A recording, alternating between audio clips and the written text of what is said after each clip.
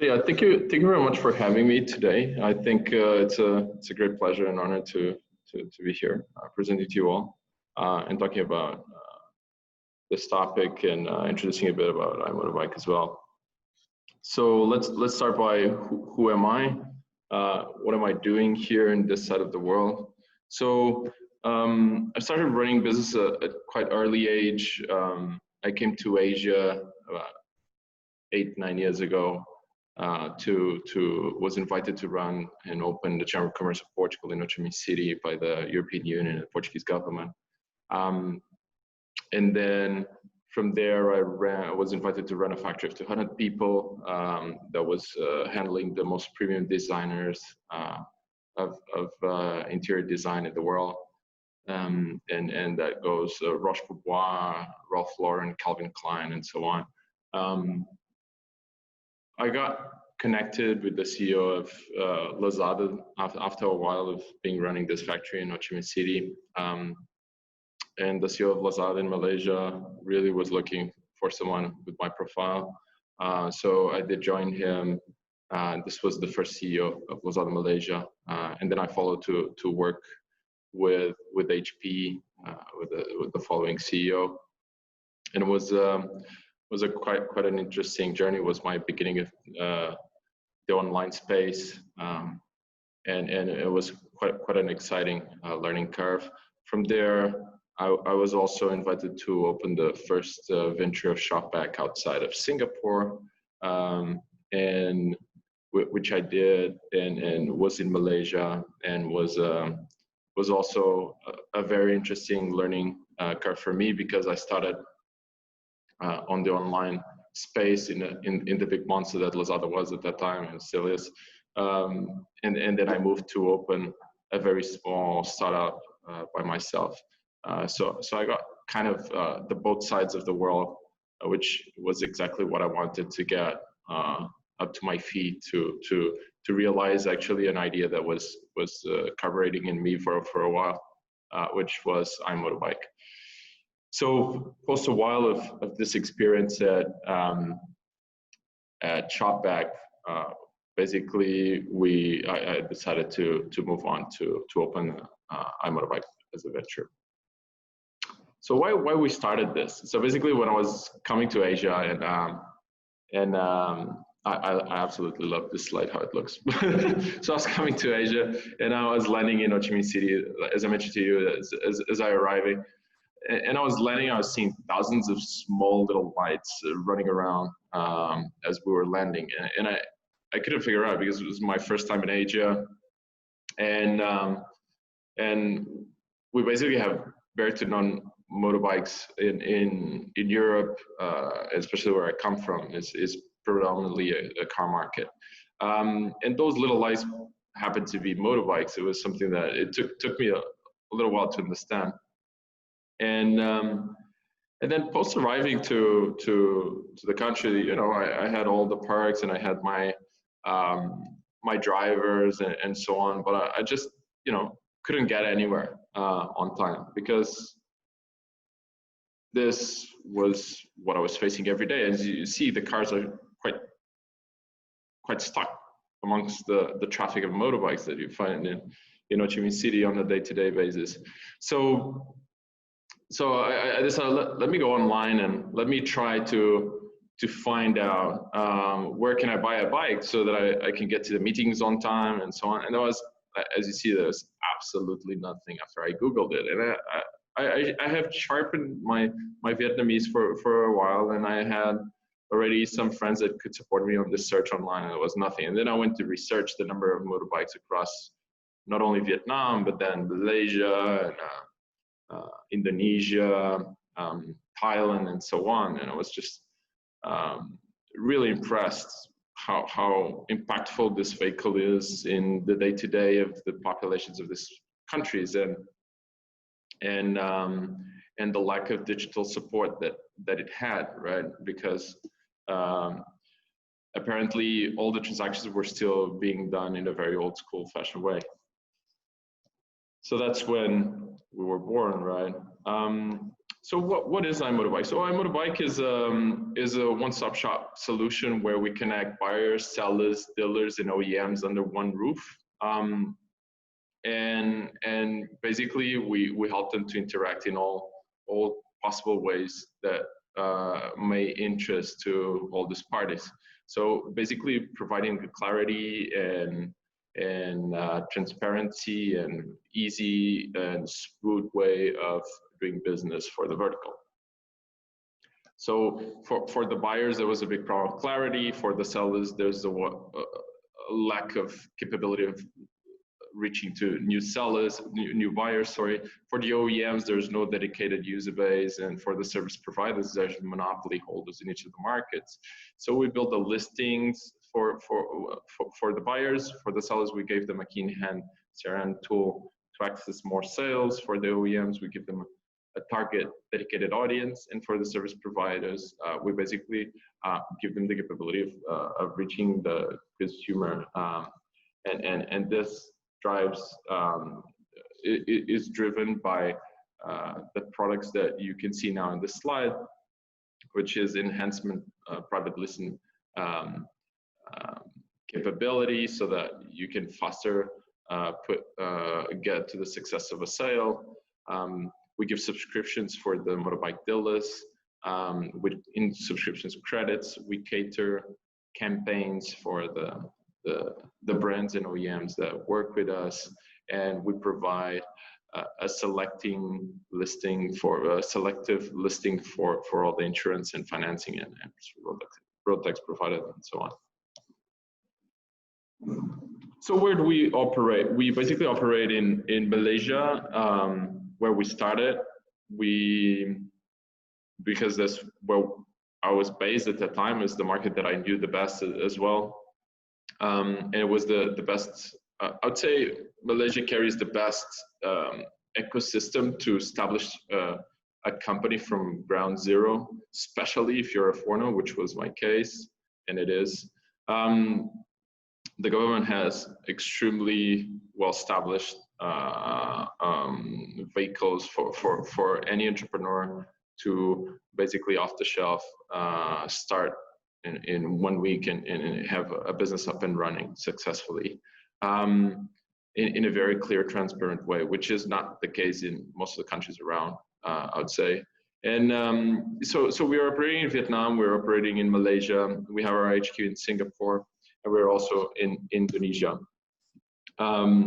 It's very obvious that Indonesia and Vietnam are the largest bike market in the entire Southeast Asia, and countries that we definitely need to have a strong presence in to support.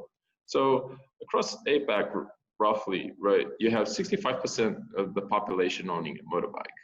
That amounts to more than 400 million motorcycles. And none of this, as mentioned before, had a digital support for the transactions for every single thing that they may want related to their vehicle, inclusive acquiring the vehicle or selling it. So in the year-to-year basis, as compared with cars, and thousands of platforms that are dedicated to cars, and I won't be naming it, but in each of the markets, you have several players that dedicate themselves to it. But at the same time, every year you have 6 million roughly cars that are sold against 32 million motorbikes. Right? So the volume is way larger in terms of bikes. The GMV is 1.5x of the cars. Obviously, the average basket size is way smaller than a car.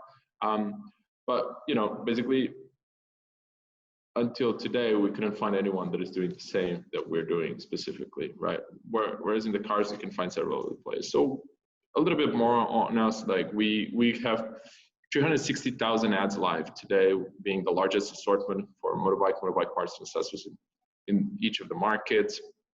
Roughly 52% of our assortment is motorcycles, and 48% is distributed between parts and accessories. We work with 3,600 motorbike dealers, and we generated more than 200,000 leads to them. This bit up on the funnel, but in 2019 we have generated 30 million GMV and in transactions, and we have worked with companies like Shell several times, Liqui Moly, KTM, Benelli, Grexshaw, and then the big telcos and insurance companies, which is, it's extremely valuable to us as a small initial beginning startup to be recognized by all these brands. We've been featured in several newspapers and digital entities across the markets that we operate, and on TV as well. Our competitors, we look at the main horizontal classified players, and that is basically 701 Search, which is Muda and Shortot in Vietnam, that was just merged with Carousel recently. OLX and Joalo Moaban in Vietnam. So basically, these players, they literally tap into every single vertical that you can imagine, the same as Lazada and Shopee do in the transactional side.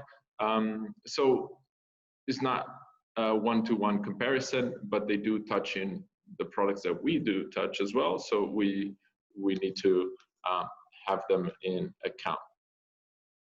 So in terms of COVID, right, explaining a little bit what happened to us. So we decided to lock literally a week before the government in Malaysia and remaining countries decided to lock.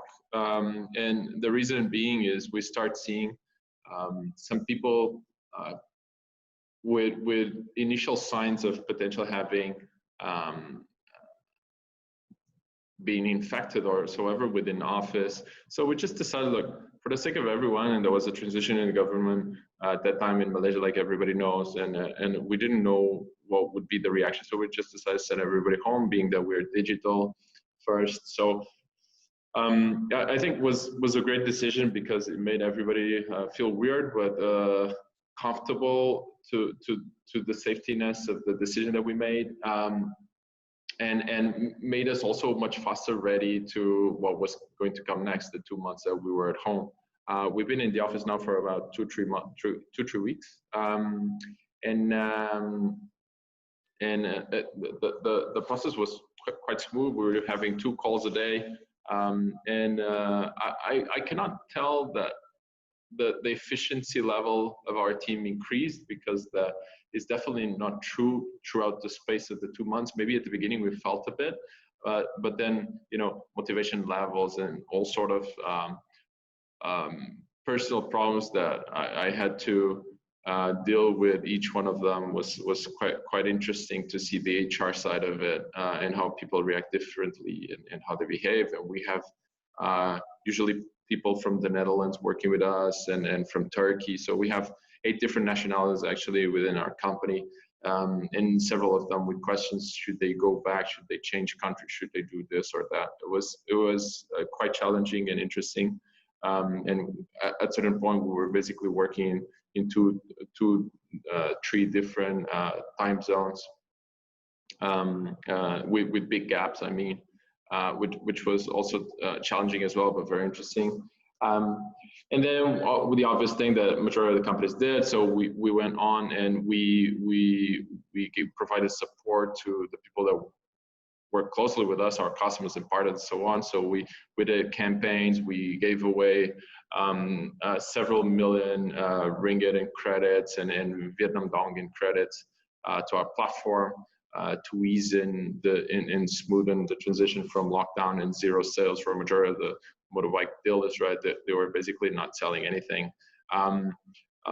to start getting up to their feet, all those that survived through it, and then from there we basically brought record in sales. We brought a record in traffic as well, not massive spike, but something interesting. And we saw a huge amount of new approach to digital. So I believe what COVID brought, and there was a joke running through the internet several times, I believe all of us have seen it, who made the digitalization of your company? Was the CEO, the CTO, or COVID, right? So, and I think what is very obvious for the industry that we tap into, which is the motorcycle industry, which is not the most advanced in terms of digital savviness and interest when I talk about our consumers and partners, right?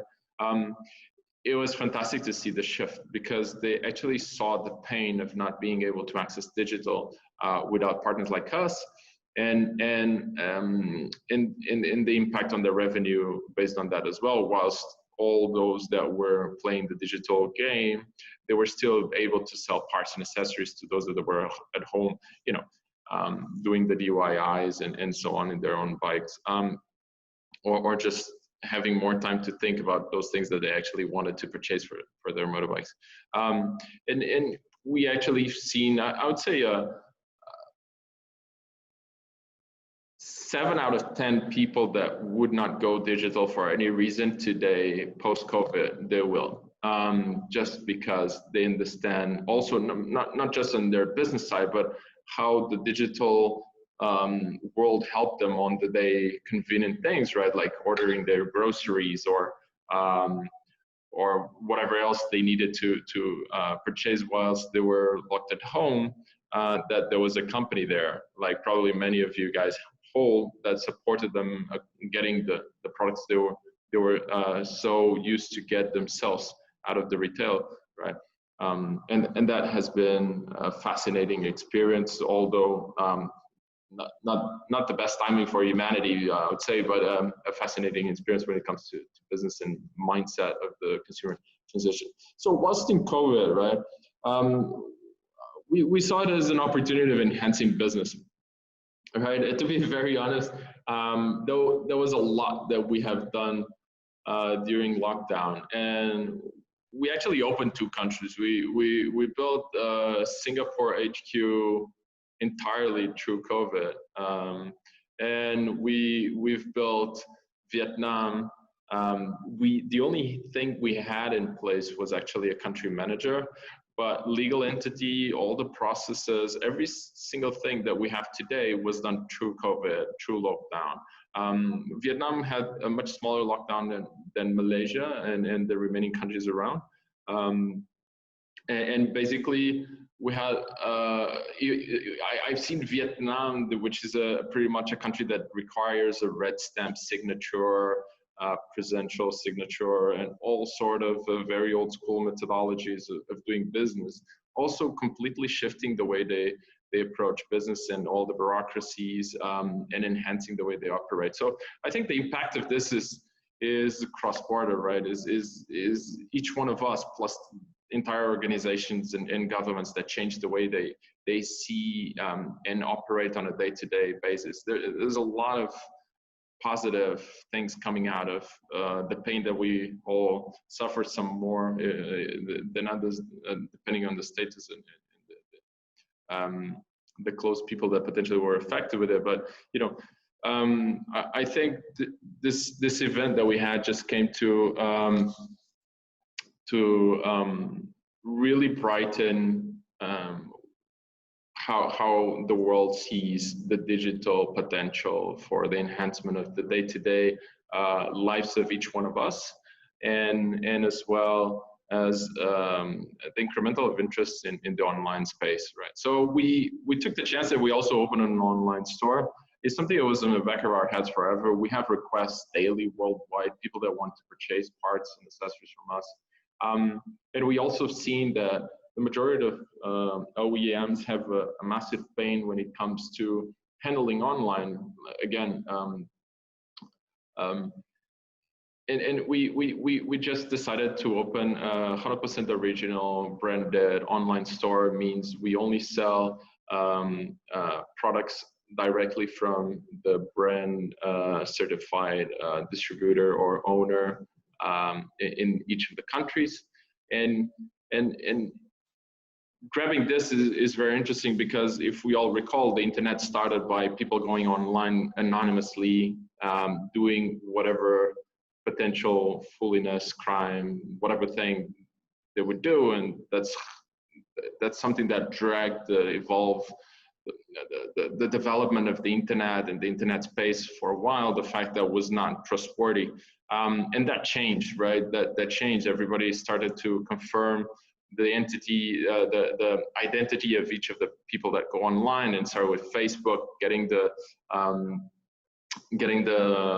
official university emails, and then from there, everybody relying on Facebook login, and you know, you have all sort of ways of confirming the identity of each of the persons that you find online today. And now it's a normal practice that everybody, you know, has their own name, and there's a face to a name behind the screen. And with the online stores and with online space, what you see, there's a lot of counterfeit, there's a lot of fake.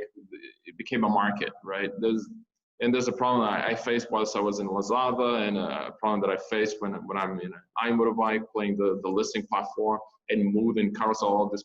But there's a lot of things that you do not know if they are original or fake. So this is the reason why we opened this store as well. To basically is a response to hearing and listening carefully to what majority of the brands have as pain on when it comes to going online, right? Is fighting with a volume of less trustworthy products that are out there at definitely a way lesser a way smaller price than their own original products, obviously. And then we also launched the road tax service, which is very obvious, something people at home, they couldn't renew their road tax. For a while, it was actually blocked even for ourselves, but as soon as it opened, we basically had an explosion of requests and orders on renewing the road tax online. Basically, we are the only place in Malaysia right now that you can renew road taxes online, as far as I'm aware and informed. So that was phenomenal as well. I believe that there's a lot of opportunities here, and this for us, right?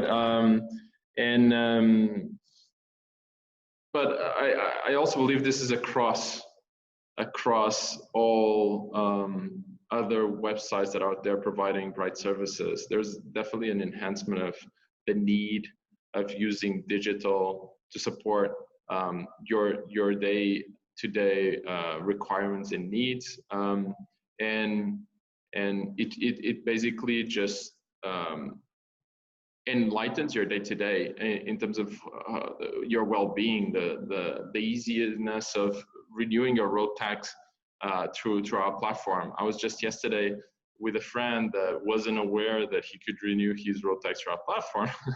And he said he was waiting 5 hours in JPJ to be able to do so, standing. It's very hard for me to talk about other businesses, but I saw Zalora starting to sell groceries. I've seen a massive spike in Happy Fresh traffic, potentially a number of orders as well, I'm sure.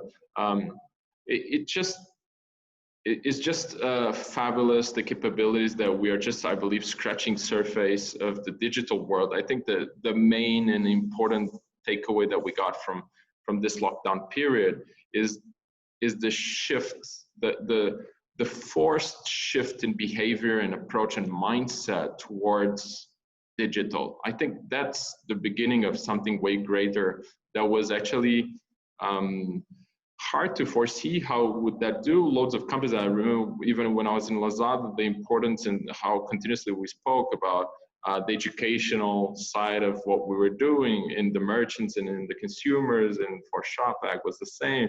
And even in iMotorbike since day one, right? Like how much effort the online companies, and all of you probably founders of digital businesses are facing the same. It's like how much you need to educate the consumer to the online usage and the benefits of it. And I believe this event just came to brighten that in everybody's mind and make it, I believe, a much easier path from now on to all the online plays. And that's it. I don't know if you have any questions, feel free to reach out. So far, we don't have any questions yet. So for those of you who are watching, if you have any questions for Gil regarding his iMotorbike presentation, go ahead and leave that in the comments.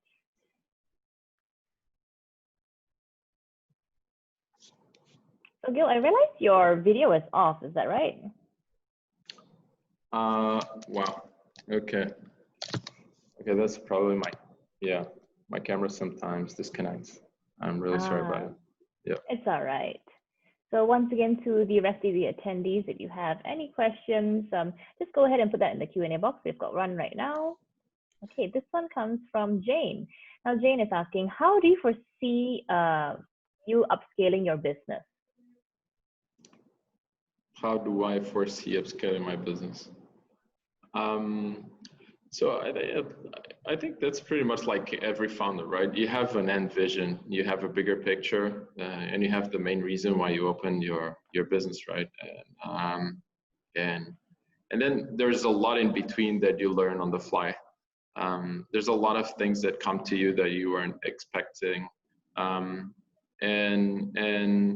I think is like growing any other business in the world. Is there's a lot of persistence, belief, and desire to grow that you need to have.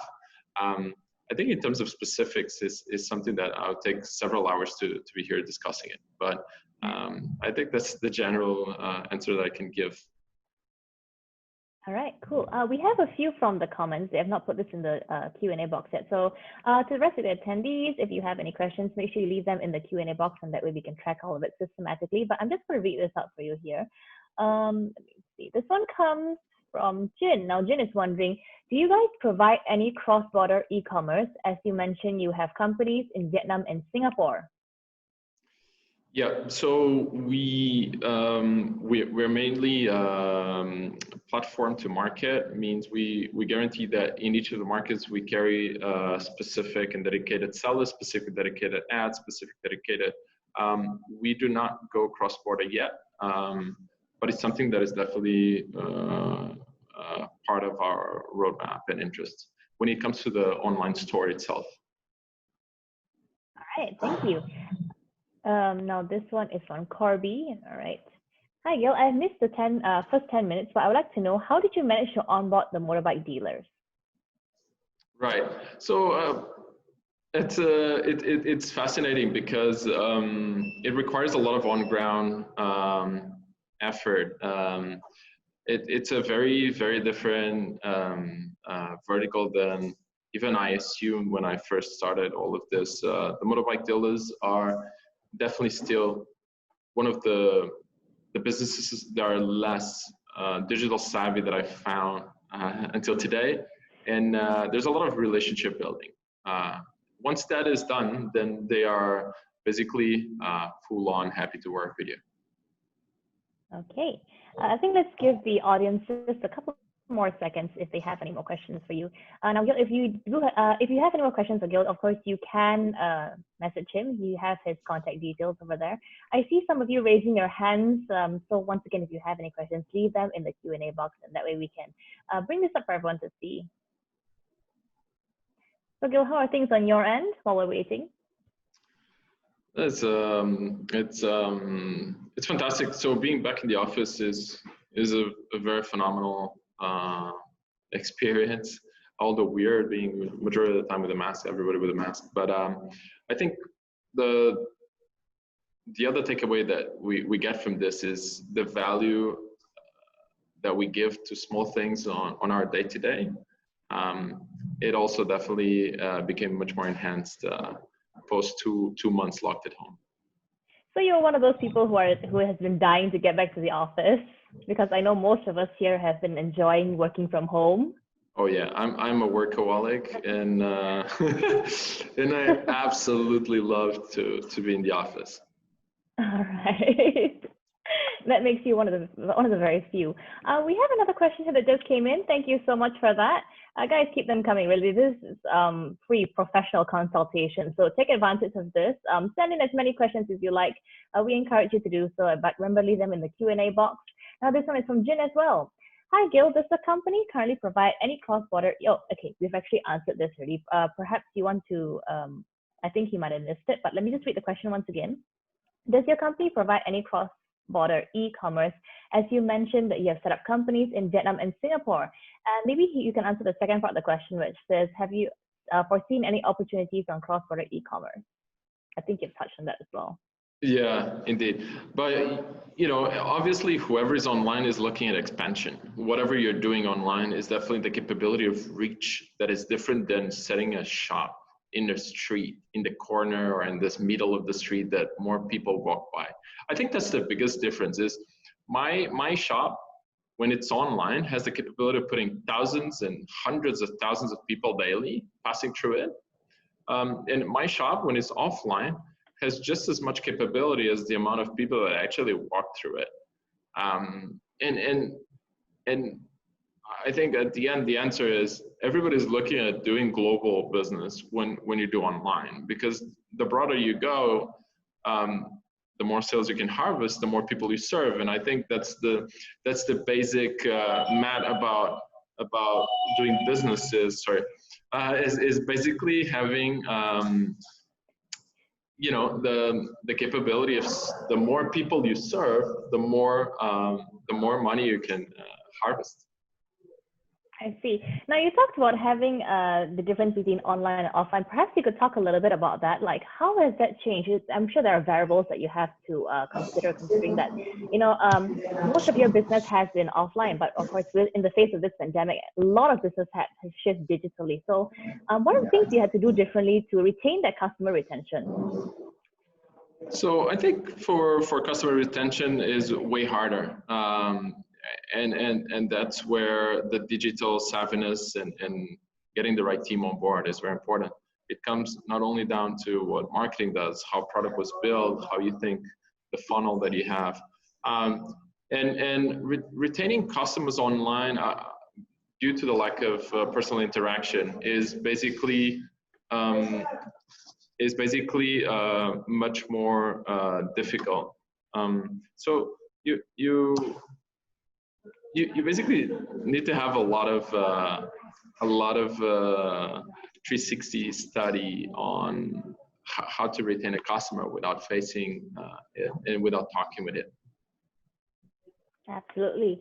I think okay, we can end your session early. Okay. Now the questions are pouring in, you guys. Okay, thank you so much. All right, let's go with this one.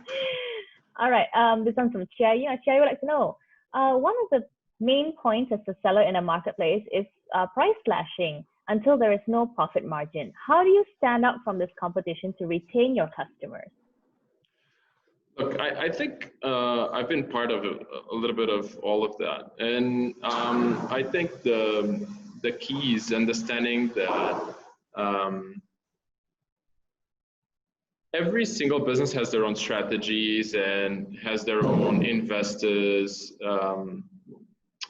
mandates, and all that majority of this business do is based on a strategy that was aligned beforehand. If they are slashing price or if they are in the very premium side of things, it's basically what they believe is going to lead them to success. Not only in customer engagement, returning customers, harvesting more cash, and building sustainable long-term positions in the market. I'm really sorry, like this. It's okay. A bit of background noise. Conti, can you ask not to make noise, please? Yeah, thanks. And basically, I think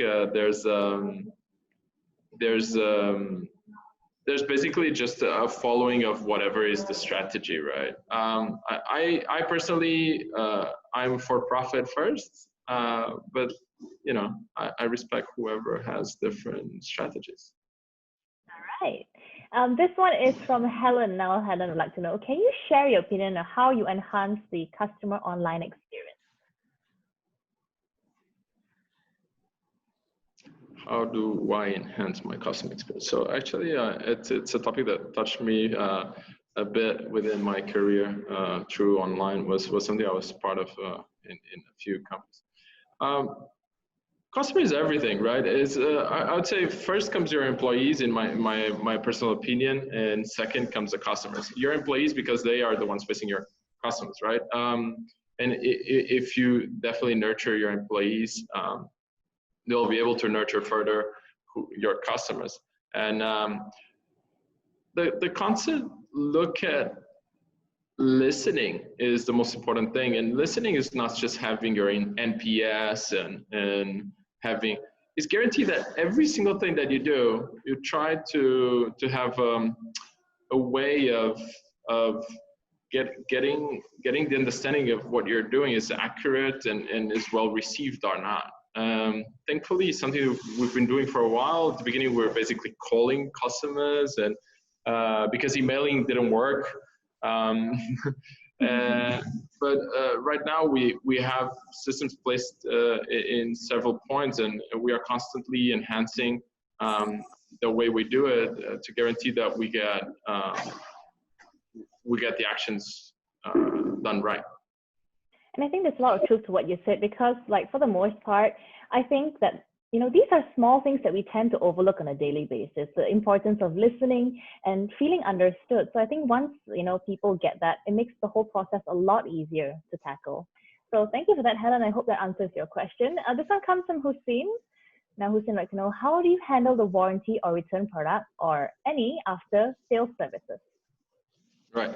So that's something we just started right now with the store. Until now, we were basically connecting buyer and seller, so we didn't have all the refunds, returns policies, warranties. It's something that we just didn't hold any product at all, right? So right now we are handling very premium products from the brightest OEMs across the region in each of the markets. So it's basically it's something that we handle case by case. We do it very personally due to the volumes, right? We're not Lazada. We're not transacting 2 million orders a day, and so it's something that we can still quote in a very one-on-one. And being that we are not handling the mass market dealer like Lazada as well, or Shopee or whatever, we have a much different approach as well when it's to ship a product, or what product are we shipping, right? Because they come from the manufacturers themselves, which, they have their professional pride and they have to defend their own brand. So they have all sort of things that the normal retailer might not have, right?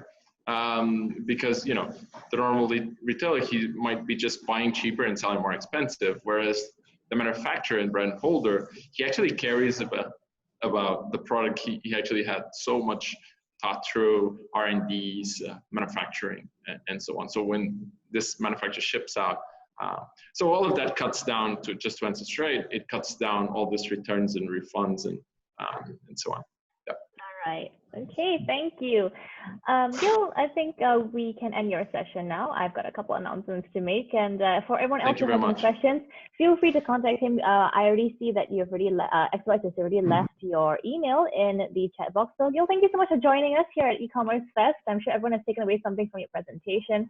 I hope things get better on your end. Like I said, you're one of those people who enjoys working in the office. So good for you, and to the rest of us, maybe we can learn something from Gil as well, where we should be looking forward to going back to work. So thank you so much for inspiring us, and have a great day. Thank you. You too. Pleasure. Thank you. All right. Bye. Bye. Exobytes. Grow your business online.